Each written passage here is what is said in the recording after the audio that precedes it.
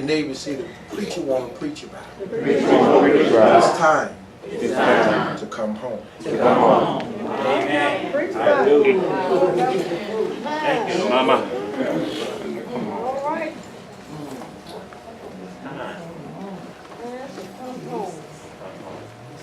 Wow. In the Vince Lombardi movie, that I've discovered that you can be so weary and tired and so deep focused and so busy with life that you can walk up to the wrong porch, enter the wrong house, and assume that you're at home. Amen. Come on now. I never forget that portion of the movie of all the great statements that Vince Lombardi have made about victory, winning. But I never forgot when they told his personal story that one day when he was supposed to go to his own house, knock on his own door, that he was at someone else's house, knocking on their door, not realizing that it was not his house. Wow. I've discovered that in life that we've become so encumbered, so busy, so delusional about life and where we ought to be, that oftentimes we're headed places that is not home. We're going to places that will not accommodate us, places will not allow us to be who we are, places will not allow us to come in undressed, take off our masks, be exactly who we are, live in this real context of who we are, not in the perform context that we do in work, not in the social context as society call us to be, call all us to be other than what we really are, who we really are. Mama. When you get to certain places around certain people, you have to put on certain airs, act a certain way. Then you got to have certain manners. You have to carry certain etiquette, all of that. But there is a moment in all of our life when we want to stop performing, stop pretending, stop meeting responsibilities, obligations, and expectations of others. And we just want to come to the place where people can see us just and allow us to be, and not judge us but love us. Glory. Mama.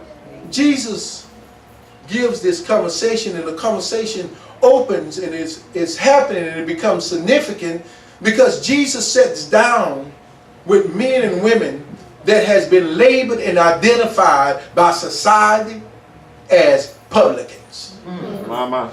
as sinners, Yeah. as tax collectors.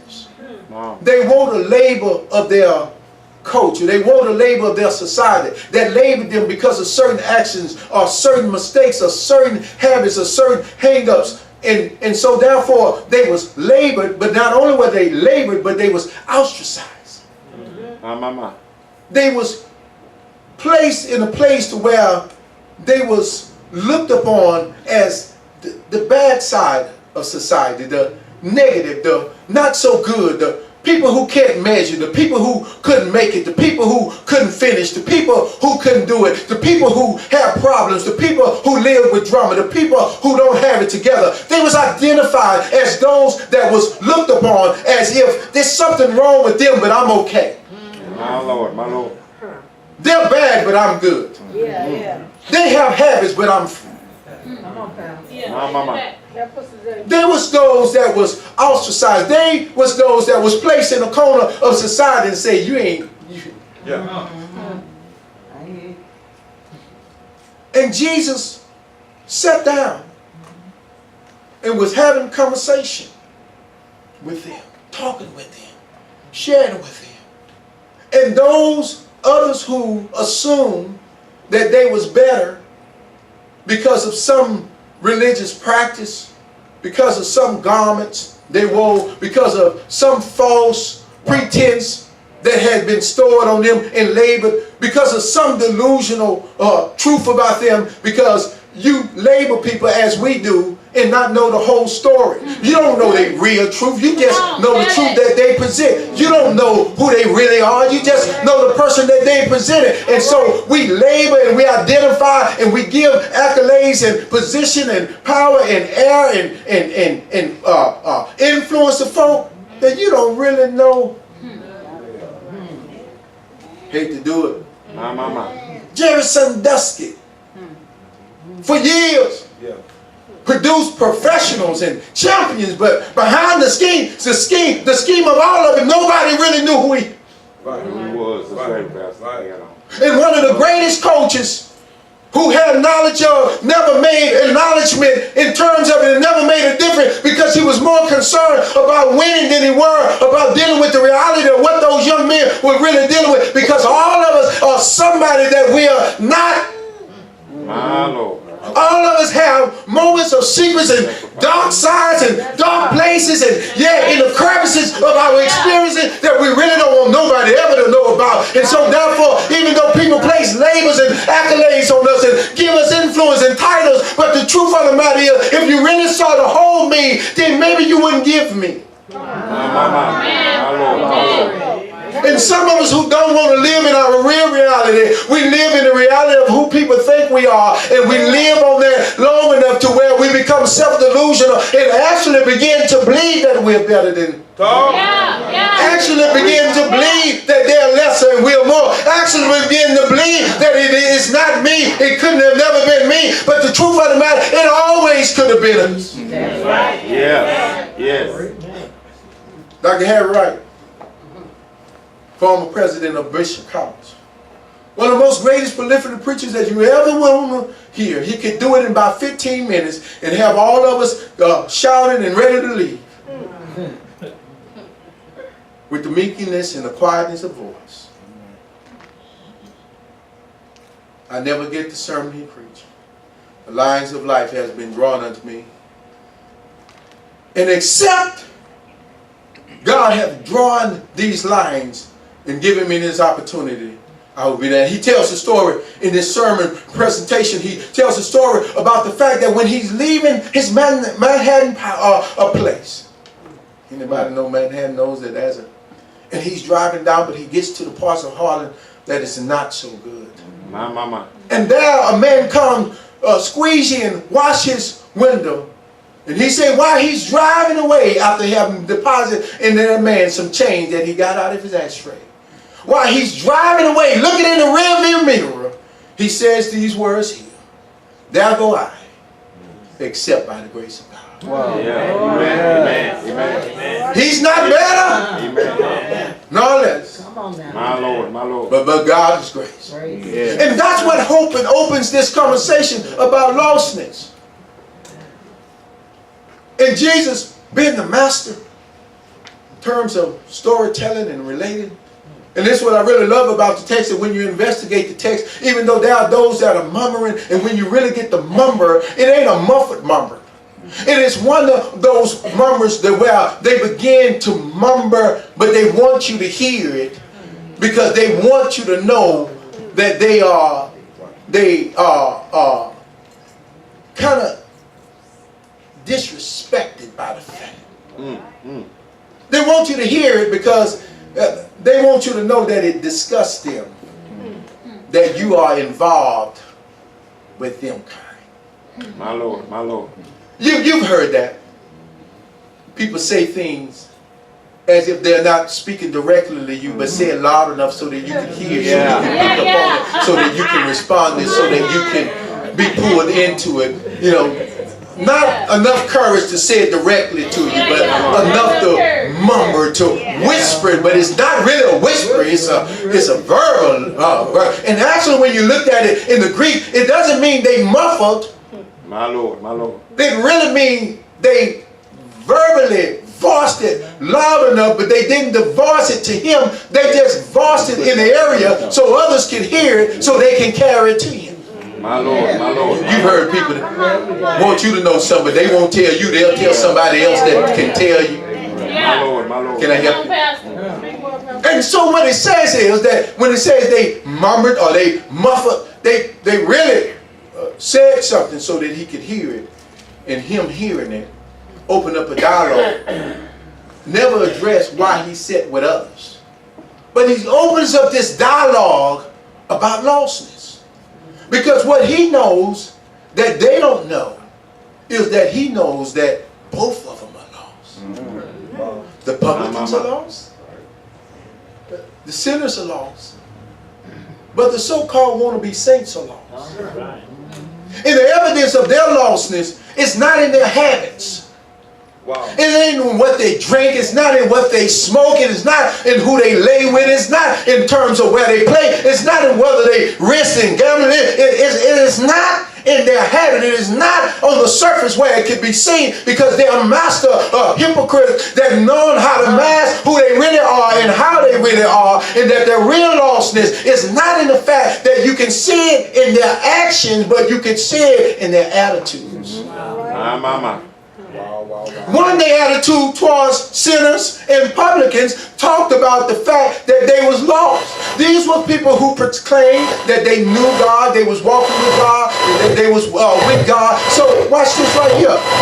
Obviously, they didn't know the character of God. Because if they knew the character of God, what they know about the character of God, He always said wherever lost humanity is. Adam messed up in the garden, but God sat with Adam in the garden. David messed up with Bathsheba, but God sat with David. No matter where you and I are in our lostness, God always sit with you and I. God never loses humanity, in spite of the fact that we are sinners, in spite of the fact that we are lost, in spite of the fact that we don't have it together, in spite of the fact we've blown and we've messed up, we can't get it together. That's where God sits. Amen. Is that not what He says in Jesus Christ? That tell Him that I'm Emmanuel, that I've come to sit down in human drama, that I may help you. That's it. That's it, real. That's it. They didn't. They don't know. Thank you, Lord. My. No more than the sinners with habits. Yes. Matter of fact, Jesus often said that they're closer to the kingdom than you. Matter of fact, oftentimes Jesus would say, before your Abraham's sons who lives behind the reputation of Abraham but never lives up to the faith of Abraham, before they get in, that prostitutes and liars and gamblers and sinners that are going to go in before them. And the reason why they're going to go in, because sinners recognize they don't have a leg to stand on except God give them grace. They won't make it. They know they're lost. The problem is you think you're not lost because of your associations and your connections, but that never got anybody in. Thank you. He opens this trilogy of story about lostness, and I like the way he moves. He says there are those that are lost without, and there are those that are lost within. My. That's the greatest question you and I need to really ask as we move through these trilogy of story. Ask yourself, where are you? In all honesty. That as you preach it, we talk about it's time to go home, but you know, many of us don't go home because really you don't know where you are. Some of you at home and you think you're at home and you're not. Some of us think we're where the Father is, but the Father is not in that house where you are. And wherever the Father is not, then it's not really home, it's just a house. My Lord. Wherever the Father is not present, there's no real sense of home or family or forgiveness, because all of that comes from the Father. My Lord. No, the truth of the matter is, as we move, we got to ask, like these Pharisees, no, you identify where sinners are, you see them. You see him, you see my sin. You know. Oh, Pastor ain't no sinner. He's a sinner. But you're better than me.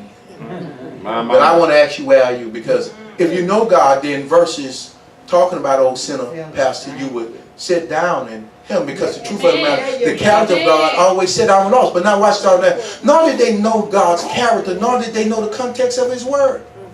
Because the context of His word always say to you and I that I have mercy on those I have. The context of His word said, I'm not consumed, because God's mercy is renewed every morning. Every morning. Amen. Thank you. See, the context, they didn't know His character, nor did they know the context of His word. Nor did they know the purpose of Jesus coming. Because if they really knew the purpose of His coming, then they wouldn't be talking about why He's sitting with sinners. He came that He may save that which is lost. In the words of John the Baptist, behold the Lamb of God that takes away the sins of the world. You can't take my sin away. away unless you come where my sin is. Come on now, I like that. You can't move my sin from your pulpit. You must move my sin from our personal encounters. Yeah. Talk, preacher. One of my favorite movies, Megan, I have y'all, yeah, it may be having a ghetto fire in it, but y'all forgive me. You know I ain't no but ghetto baby rolled up in Fifth Ward, and it was on Baby Boy. Baby Boy who didn't like his stepdaddy. He didn't like his stepdaddy. But when Baby Boy did the most awful offense that he could by taking a human life, there he held his sin of murder in his hand, the weapon that had created the problem, and that stepfather that he didn't like, that stepfather that he despised, that when he would have placed that same gun to his own head and killed himself, that stepfather walked in the room and took that weapon away from her, removed his sin, took it away. The evidence of what he done was gone because that stepfather came close enough in spite of how he felt about him. Is there anybody in here had those God moments in your life that God came closer to you even when you didn't want God, even when you didn't like God, and moved the evidence of that which was burning you, that which would have destroyed you? God took it away. You know, the real question is, where are you? Where are you? Where are you? Where are you really? I'm not talking about where people talking about you are. I'm not talking about where people project. I'm not talking about people looking at your persona and your disposition and talking about you smooth, you cool, and you're debonair. Not talking about the fact that you're fine and you're good looking. Not talking about the fact that you plump and you got to run. None of those things. I'm talking about the fact that when they really look in the real interior of your life and look and see those real dark places that where you're really going through and you're really struggling and you may be saved, but there's something in you still lost. And what Jesus tried to help them understand, we're all experiencing losses. And he said the only way you can deal with lostness and cure lostness is you got to really deal with it. That's right. And so he talks about a lost sheep.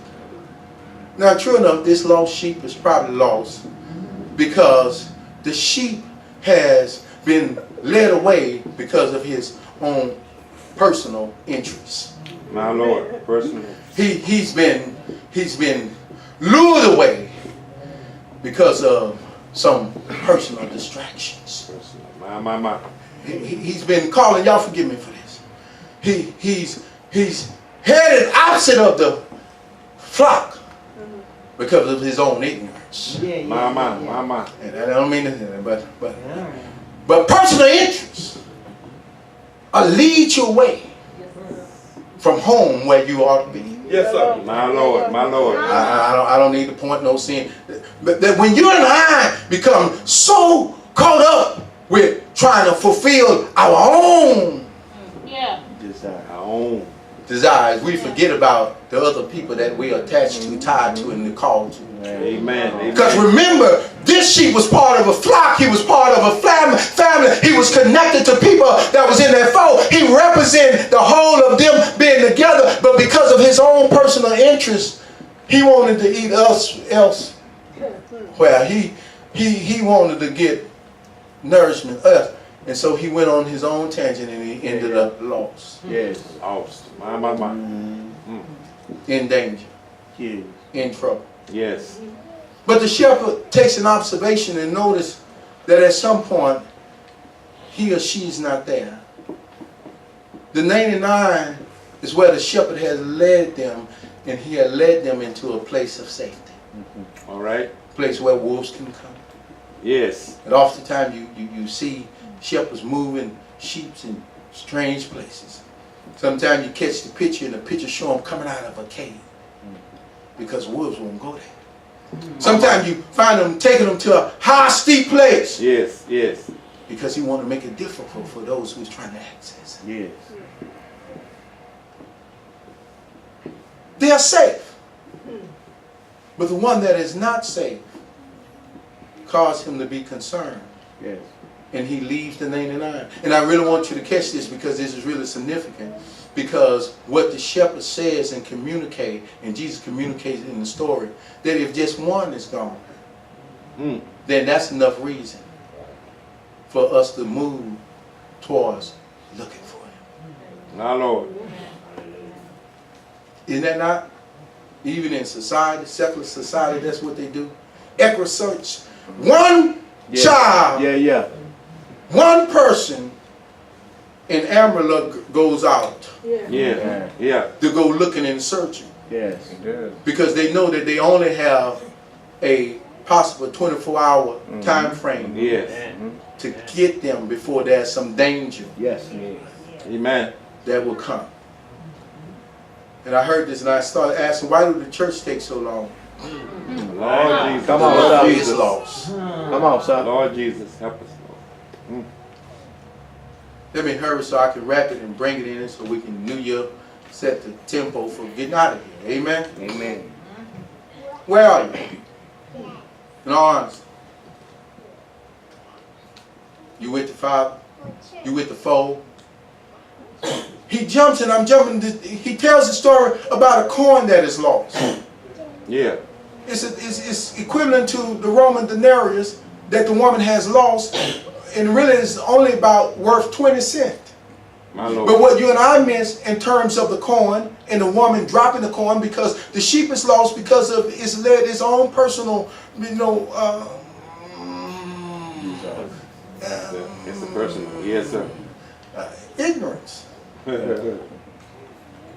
Ignoring the fact that the best place for the sheep to be is with the flock, but out of his own personal ignorance, ignoring the shepherd calling and knowing the shepherd care and knowing the shepherd guidance, out of his own ignorance.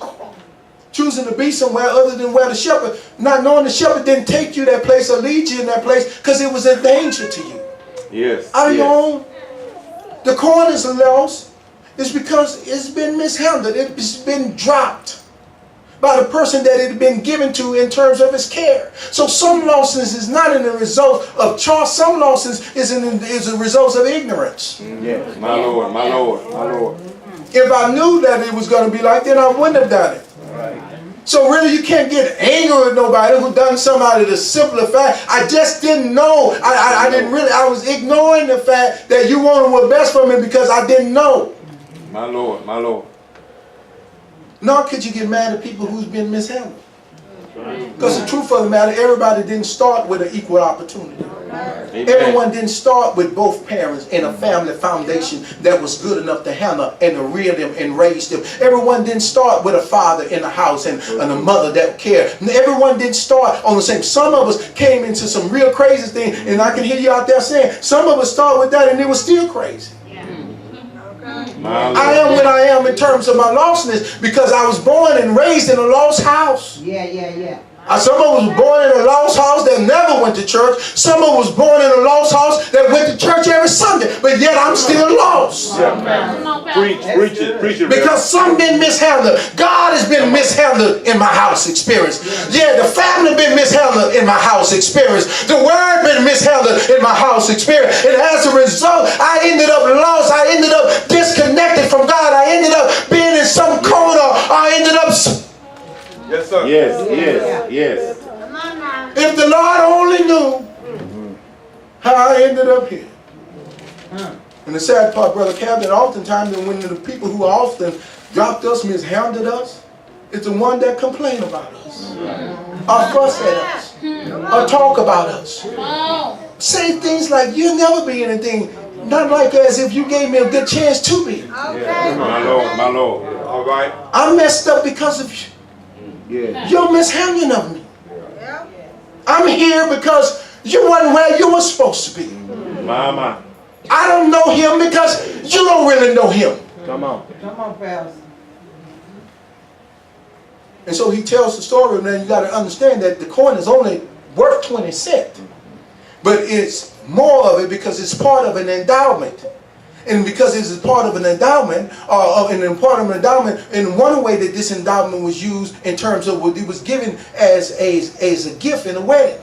So in the woman context, that actually this endowment of this that she had was possibly that which she had in terms of memory. So it had sentimental value. It wasn't the fact that it had so much worth in terms of money value, but it had a greater value in terms of sentimental because it was love, because it was part of an experience, because it was connected to something. And somebody in here that people have put a worth on you, and you put a worth on yourself. I only make this much a year, but that doesn't mean that you're not valued to God based upon how much you make. It doesn't matter to God what you drive, where you live. It doesn't matter to God because there's a sentimental value that is connected to God and you, because that's an experience that God had with you. An experience that He had with you, that He created you in His likeness and His image. The experience that He had with you is that He gave His only begotten Son so that you can be saved. He have an experience with you. Yes, sir. Thank you. And so though you may not be valued in secular society or in financial society, you are valued by God because that is a sentimental, that is an attachment, that is an experience that God had with you and He want to have with you. Yes, sir. Thank you, God. Because many of us are going here and try to create worth by clothes, cars, jobs, and prestige, and human accolades. And at the end of the day, there's somebody raising their hand and say, I got all of those things, but I'm only valued in that context. And God brings to you and I a greater worth and a greater value that says, I don't need any of those things, but you are so valued to me because of our experience. Thank you. Yes. Can I help you? Now all of them, then he talks about the lost son. Talks about the son that is lost. The coin is lost because of someone else's irresponsibility. The sheep is lost because it is out his own ignorance he's ended up somewhere he shouldn't have been. The son is lost because by his own choice and his deliberate calculation, he assumed that it was better for him to get all that the father had earned for him, take it, and go have himself a ball by his own choice. Amen. He chose to be lost. And the first two things of lostness and things of this is by the ignorance of one, the mishandling of others. You notice God never sends the Father to go get the Son. Wow. My Lord. Wow. But He makes sure in the story that He lets you know that the shepherd left the 99 that was safe and went looking for the one that was lost. And when He found him, picked him up, put him on His shoulder, and carried him home. My Lord. Man, I wish I had time to lay this out and really preach it. He go get the sheep because the sheep can't get back home without him. My Lord. Possibly the sheep was even wounded because he has to carry him and place him on his shoulder.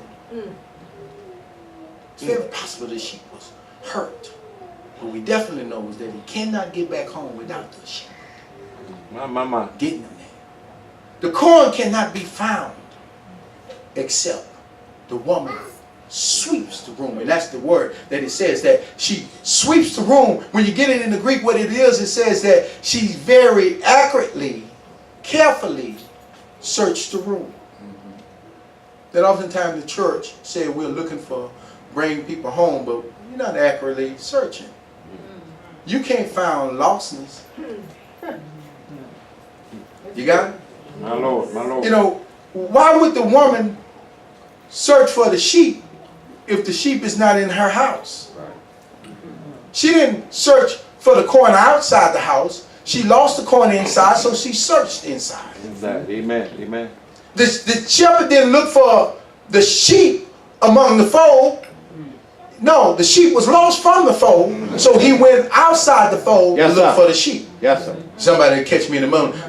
Why is it that we're looking for lost folk inside the house when they are lost outside the house? Come on.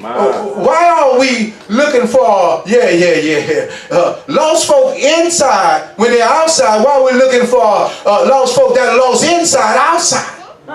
Come on, Pal. And when he's filming, he clearly said that there's lostness without and there's lostness within. The coin within, sheep without.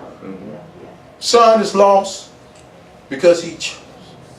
Matter of fact, the son was lost in the house and pretty much demonstrated where he was already lost. Began to take him to lost places. Yes, sir. Let me wrap it up and bring it in. It's time for us to come home. Yes.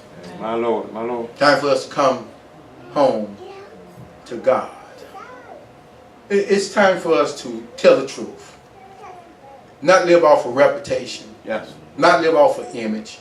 Not live off the projection. Not live off the pretense. Not pretending we wear. I mean, lostness, it calls us to really come within and ask ourselves, what's missing? What is it really not there? Who is not part of my experience? And that's that started the journey of the son. And the sad part, though the father had raised him in his house, he still had a disconnection from the father. My Lord. Though he was seeing the presence of the father, though he could see the evidence of the father, he could experience the provision of the father, he could experience the love of the father, but there's still something that was in him that was disconnected to the father. I don't know why. But the lostness started at his house. It's at his house when he asked his father to give him his portion. My Lord. It is within the confines of the father provision that he was selfish. It's right there. And he said, give him your minds. I don't want to be part of this family. Yeah. I want to move. Don't really like you nor my brother or anybody in here. My And Lord. I really see why he could not like the brother, but I don't know what he didn't like. Obviously, there was some contention there as the story unfolds. And he leaves. And he finds people that are insignificant, don't mean him any good, but he finds a place of contentment and comfort with strangers who pulls and takes away from him and never pour or give anything to him. My And Lord. he feel better there than he feel with the father who gave him everything. Amen. My. Talk about it. I thank God for the text, because the text says at some point he had already lost his mind before he left his father's house. No, the text says when he came to his senses. So that means that at some point in the house, that boy was operating without good sense. Come on. At some point, and that's no negative to pour on him. That's not no shot towards anyone. That oftentimes the reason why you and I take the journeys of going astray and the journey of going to other places and searching other things and trying to find ourselves in other places, because really we really lost inside and we think that we are not, but we are. My.